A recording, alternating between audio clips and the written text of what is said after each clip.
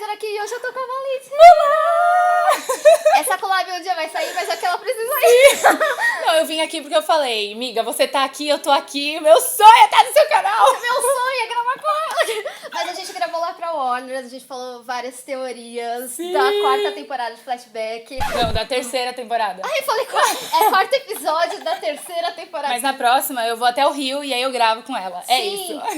E hoje vocês puderam ver, eu tô aqui no Pops de São Paulo, na Casa Warner, maravilhosa, que me concedeu esse espaço pra gravar esse vídeo. Todas as informações que vocês precisarem vão estar aqui na descrição. E eu faço vídeo de Riverdale todas as quintas lá no canal, ao meio-dia, sobre o episódio anterior. Geralmente é teoria, porque eu adoro teorizar. Então, se você gosta desse tipo de conteúdo, se inscreve no canal e clica no sininho pra receber notificação de quando tiver um vídeo novo. E lógico, não deixa de seguir os meus parceiros lindos e maravilhosos, que é o Riverdale Brasil, que eles têm o Twitter lá e eles fazem bastante frases, né? E também algumas teorias, tem sorteio, é bem legal. E também tem o pessoal do Riverdale Brasil Oficial, que eles postam muita teoria. A Maria é maravilhosa. E tem muita coisa também dos quadrinhos, que eu acho que vale super a pena você conferir. Tem um vídeo com ela aqui no meu canal. E se você quiser ganhar uma jaqueta do Arte, é só comentar aqui nos comentários do vídeo, em todos os vídeos de Riverdale, respondendo a pergunta final do vídeo, usando a hashtag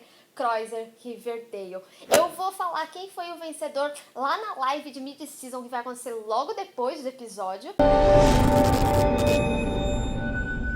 E, gente, esse episódio de Flashback rendeu muita coisa, porque a gente conhecendo um pouco dos pais, né, dos nossos queridos atores juvenis, a gente consegue entender muito da personalidade deles. E é por isso que eu decidi fazer esse vídeo, pra gente ver como Riverdale é um negócio cíclico, né? A gente já pensava que seria isso, principalmente porque a gente tem alguns casais similares, né, tipo o FP e a Alice, e assim a Beth e o Jug. Então eu acho que é legal a gente abranger e falar um pouquinho do que a gente viu e também falar da personalidade deles agora. Por exemplo, a gente tem aí a Alice, que ela era dos Serpentes, então ela teve uma vibe mais assim bad girl, e a gente tem a Dark Betty, então a gente consegue observar algumas coisas da personalidade dos filhos que tá de novo acontecendo isso. Então nesse episódio de Flashback a gente teve aí o Jug como F.P. Jones, a gente teve a Beth como Alice Smith, o Art é o Freddie Andrews, a Cheryl é a Penelope Blossom e a Verônica é a Hermione. Eu vou falar desses principais e eu vou acabar citando um pouco da Sierra, ela acaba entrando em algumas personalidades aí,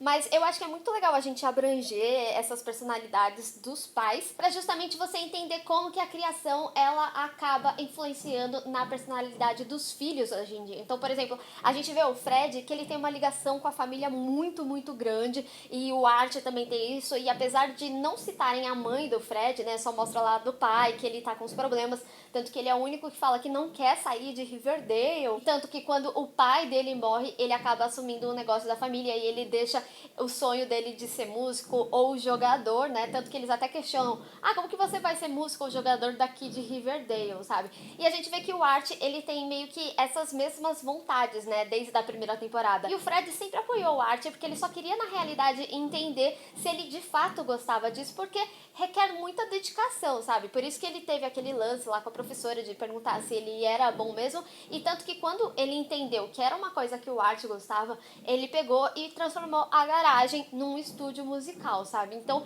ele é um pai que sempre ajudou muito ele, e mesmo que o Art tenha a mãe, a relação é muito entre ele e o pai, tanto que tem várias coisas de conselho, né? A gente ficou muito chateado quando eles acabaram meio que brigando, assim, né, na segunda temporada, porque o Art estava fazendo muita besteira. E ele também tem todo esse lance de ser um bom amigo, né? Porque mesmo que ele tenha dado uns beijos na Alice, a gente viu que quando ela precisava, ele tava lá, sabe? E eles nem eram tão amigos, então ele tem esse lance, assim, caloroso. E o Art, ele meio que faz isso, ele faz muita besteira porque ele sempre tá ajudando alguém, ele tá colocando as outras pessoas em primeiro lugar do que ele mesmo, e é por isso que ele acaba se complicando cada vez mais. Então eu achei muito legal ver isso entre eles e em todos os personagens. A própria Hermione, a gente vê que ela tem todo o lance, assim, religioso e tal, mas ela vem de uma família humilde. A gente vê que mesmo ela sendo uma mulher rica aí, né, a gente conhece ela dessa forma porque ela é uma Lodge, mulher do Hiram, né, que é o grande chefe da máfia e tal.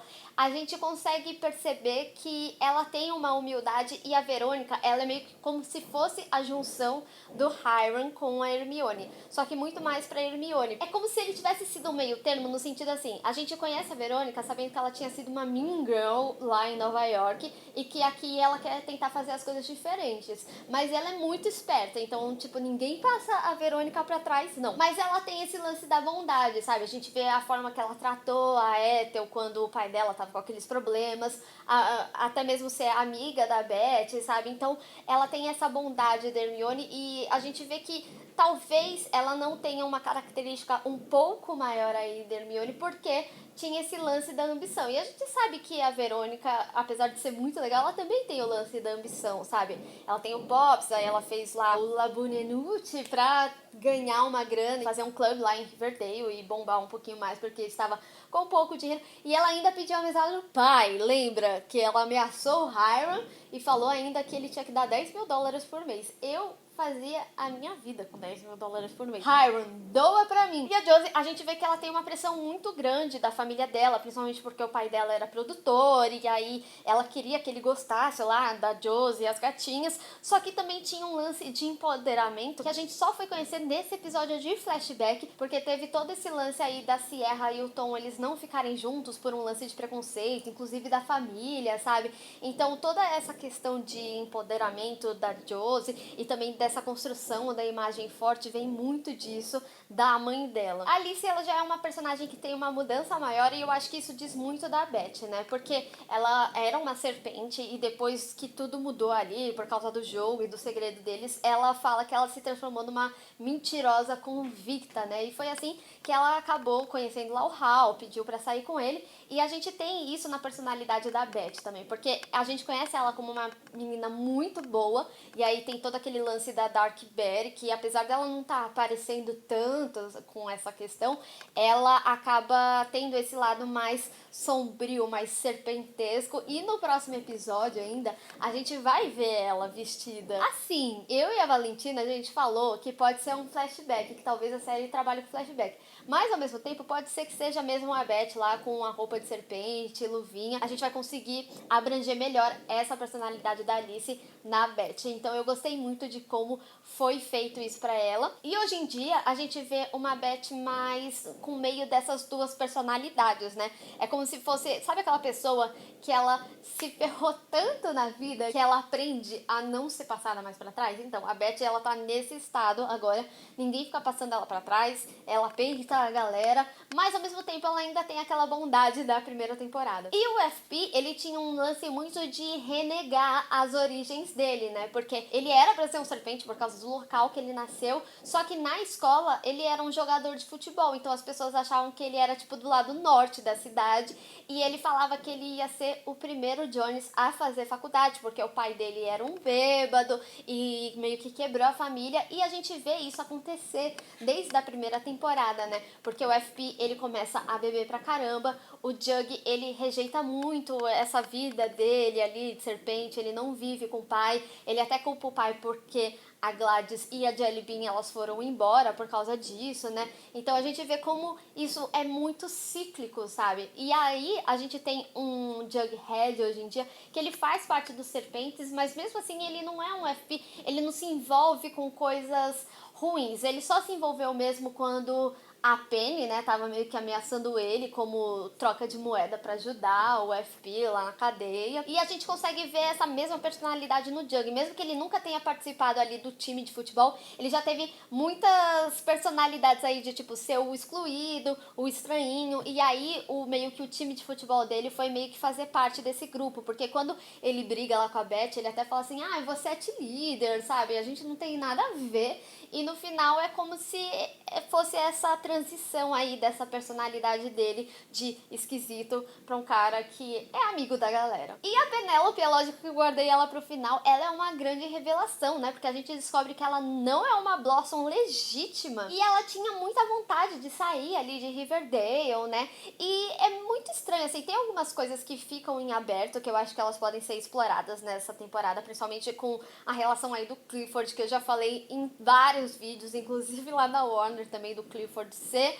o Rei Gárgula. Mas teve uma questão ali, quando a Penélope, ela divide em grupos as pessoas no jogo, ela separa ela com a Sierra. E aí a Sierra chega e pergunta assim pra ela se tinha algum sentido delas estarem juntas. Então me fez parecer que tinha um lance da sexualidade dela que nunca foi muito desenvolvida, e principalmente se tratando de uma época que existia muito preconceito, que nem a gente pôde ver no caso da Sierra de ter preconceito na família do Tommy. Aqui teria com certeza esse preconceito, e talvez seja um lance que tá dentro dela, e é por isso que ela condena tanto a Cheryl, né? Porque lá na primeira temporada ela até fala que ela teve uma amiga e que a mãe dela meio que expulsou e tudo mais, e que ela não gosta que ela fique só com meninas lá no quarto. Quando a Verônica vai dormir lá na casa dela antes do funeral do Jason, né? E aí a gente descobre isso, essa parte da personalidade da Cheryl, lá quando ela fica a primeira vez com a Toni. Então eu acho que pode ter existido isso, e é legal você ver que, tipo assim, da mesma forma que teve essa questão da Penélope com a Sierra, também teria essa questão da Cheryl com a Josie, porque ela chegou a mandar uns desenhos no final da segunda temporada. Não sei se isso vai chegar a ser explorado nessa, até porque a Josie tava com o Sweet Pea, e aí ela tá com a Toni, não sei se eles vão chegar a explorar isso.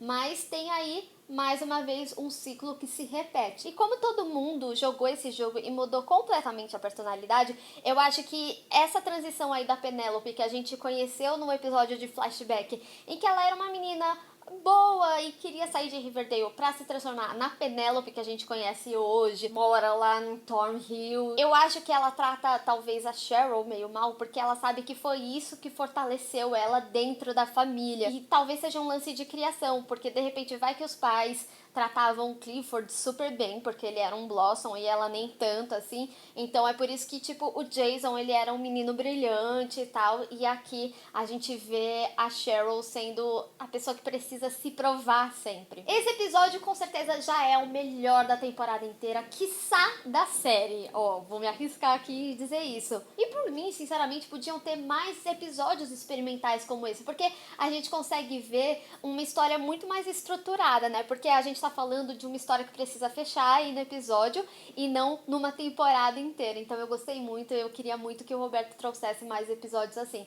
Mas deixa aí nos comentários qual personagem você acha que é mais parecido com o pai e quem você acha que na interpretação foi melhor. Vamos discutir. Bem, pessoal, espero que vocês tenham gostado desse vídeo. Não esqueça de deixar o seu gostei e compartilhar nas redes sociais. Inclusive, me segue lá e segue a Warner, que me concedeu aqui o espaço. Se inscreve no canal e clica no sininho pra receber notificação de quando tiver um vídeo novo. Toda quinta eu tô falando de Riverdale ao meio-dia. Então, te vejo no próximo vídeo. Tchau!